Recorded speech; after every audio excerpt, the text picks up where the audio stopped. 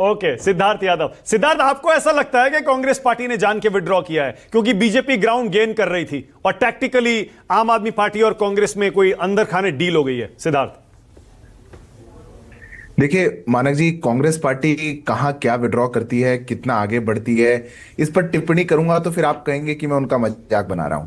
राहुल जी कितने प्रांतों में जाते हैं, कहाँ चुनाव प्रचार वास्तव में करते हैं, कहाँ नहीं करते, कौन उनको बुलाना चाहता है, कौन नहीं बुलाना चाहता है, कांग्रेस पार्टी के अंतर की बात है। मैं तो खुद आश्चर्य कर रहा था। राहुल जी जो उनके सबसे स्टार कैंडिडेट लड़ रहे हैं, संदीप जी, जिनके पीछे पूरे कांग्रेस पार्टी ने सोचा था कि एक अकेला हो सकता है कि खाता खोलेगा तो संदीप जी खोलेगा, पर उनके लिए भी प्रचार करने नहीं गए, सीलमपुर चले गए पहले दिन और उसके बाद से थ्रोट इन्फेक्शन हो गया। पर कांग्रेस पार्टी का जो दिल्ली में स्थिति है वो जाने और ना जाने से उस पर कोई फर्क नहीं पड़ने वाला, क्योंकि दिल्ली की जनता अब क्लियर मन बना चुकी है कि 10 साल की आपदा को दूर करना है और भारतीय जनता पार्टी की डबल इंजन की सरकार को लेकर के आना है। कांग्रेस पार्टी 3% की वोट शेयर थी, पिछली बार आई, वो इस बार चले जाएंगे तो हो सकता है कि 2.5% हो जाए, ना जाए तो हो सकता है 3.5% हो जाए, इतना ही कुछ हो सकता है। पर उसके अतिरिक्त राहुल गांधी या उनके नेताओं के जाने से होगा, मैं मानता नहीं वो महत्वपूर्ण है, पर महत्वपूर्ण कुछ और है मानक जी। और महत्वपूर्ण वो ये है कि कैसे 10 साल से दिल्ली की जनता को ठगने वाली आम आदमी पार्टी आज उसकी एक एक करके कलह दिल्ली की जनता के सामने खुलती जा रही है। आप अपने रिपोर्टर से पूछिए, इनके जितने कैंडिडेट्स जनता के बीच में जा रहे हैं, क्या कह रही है जनता? जनता पूछ रही है, साफ पानी नहीं दिया, साफ आपने हवा नहीं दी, आपने हमारे लिए नए कॉलेज नहीं दिए, नए हॉस्पिटल नहीं दिए, सारे वादे उल्टे हो गए, सब कुछ झूठ बोला। एक अकेली ऐसी पार्टी, एक अकेला ऐसा नेता मानक जी देश के अंदर, जिसने जो बोला वो झूठ था, जो बोला वो प्रपंच था, जो बोला वो एडवर्टाइजमेंट था। मुद्दों पे आ रहा हूं, अब तो थकना पड़ेगा। अभी आ रहा हूं, मुद्दों पे आ रहा हूं। अभी आज की तारीख में आपको सीट और वोट के बारे में कुछ अंदाजा आप दे सकते हैं कि इतने % वोट और इतनी सीट हम जीतेंगे? पहले आप देते थे बाकी राज्यों में 50% वोट है और हर आप सीट का भी आंकड़ा देते थे हर चुनाव में। दिल्ली में कुछ है टारगेट या असेसमेंट आपका? मानक जी, आपने हरियाणा के चुनाव में भी मुझसे बार बार कई बार प्रयास करके यही प्रश्न पूछा था और मैंने बार बार एक जवाब उसका दिया था और वो सही भी हुआ। प्रचंड बहुमत की, पूर्ण बहुमत की सरकार भारतीय जनता पार्टी बनाएगी दिल्ली के अंदर। ठीक है, प्रचंड बहुमत की और पूर्ण बहुमत की। आप इसको कहीं आप रिकॉर्ड में तो जाते हैं, दोनों अलग अलग है सिद्धार्थ। प्रचंड बहुमत और पूर्ण बहुमत अलग अलग होता है। प्रचंड का मतलब तो वो हो गया 67 और 62 जो आम आदमी पार्टी लाती है, और पूर्ण हो गया 36।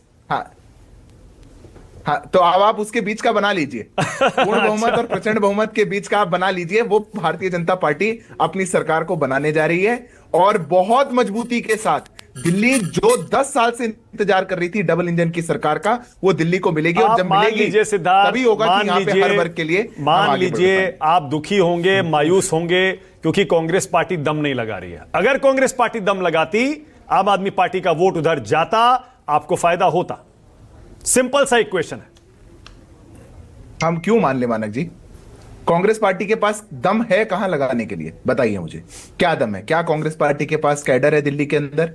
क्या कांग्रेस पार्टी के पास कैंडिडेट्स थे दिल्ली के अंदर? बात वो है ही नहीं। आप चाह रहे हैं कि डिबेट उस तरफ जाए कि कांग्रेस पार्टी निर्णायक है, कांग्रेस पार्टी दम लगाएगी तो शायद कोई जीतेगा, कांग्रेस पार्टी दम नहीं लगाएगी तो कोई नहीं जीतेगा। मैं आपको लिख करके बात दे सकता हूं, आज पूरी दिल्ली की जनता अरविंद केजरीवाल और उनके गैंग को हराने के लिए लगी हुई है। गैंग को हराने के लिए। ये जो एक गैंग दिल्ली के अंदर आपदा बन के बरसा था, 10 साल पहले झूठे वादे करके बरसा था, दिल्ली की जनता इनके खिलाफ लड़ रही है। तो कांग्रेस पार्टी क्यों बच रही है फिर आपके हिसाब से दिल्ली के चुनाव से? बड़े नेता क्यों नहीं उतर रहे हैं? राहुल गांधी, प्रियंका गांधी, खड़गे जी और भी इतने सारे बड़े नेता हैं जो प्रेस कॉन्फ्रेंस करके, याद करिए कुछ हफ्ते पहले कौन कौन आए थे, DK Shiv Kumar, Ashok Gehlot, Sachin Pilot, press conference में घोषणाएं कर रहे थे, उसके बाद गायब है। रेवंत रेड्डी भी आए थे। देखिए, मैं तो बिल्कुल कहता हूं मानक जी, हो सकता है ये इनके साथ के लिए आ रहे हूं, इनका तो गठबंधन है। कुछ समय पहले सोनिया जी ने अरविंद केजरीवाल जी के लिए वोट किया था, भूलिए मत। ये लोग राजनीतिक गिद्ध हैं जो आज बड़ी बड़ी बात एक दूसरे के खिलाफ करते हैं ना। ये शराब घोटाले पर भी चुप थे, ये यमुना पर भी चुप थे, ये स्कूलों की हालत पर भी चुप थे, ये नए कॉलेजों पे भी चुप थे, सब पे चुप थे। ये तो राजनीतिक गिद्ध थे। जब सोनिया जी वोट कर सकती हैं अरविंद केजरीवाल के लिए और अरविंद केजरीवाल कह सकते हैं कि जहां पे पंजा दिखे उसी को झाड़ू मान लेना, तो ये लोग तो इनकी साठगांठ क्या होगी क्या नहीं होगी, मैं मानता नहीं कि वो महत्वपूर्ण है, क्योंकि ये दोनों साथ थे। याद करिएगा, अभी लोकसभा के चुनाव में ये दोनों साथ थे, गठबंधन में लड़े, इनके प्रचार सामग्री भी एक दूसरे के कार्यालय में रखी हुई थी और दिल्ली की जनता ने भारतीय जनता पार्टी को ओके अनुराग ढांडा, ऑल राइट, हम 50% से ऊपर 7 सीटें जीत करके आए। ये 7 हो जाए या अलग हो जाए, भाजपा अपनी सरकार ठीक है, बनाएगी। ओके।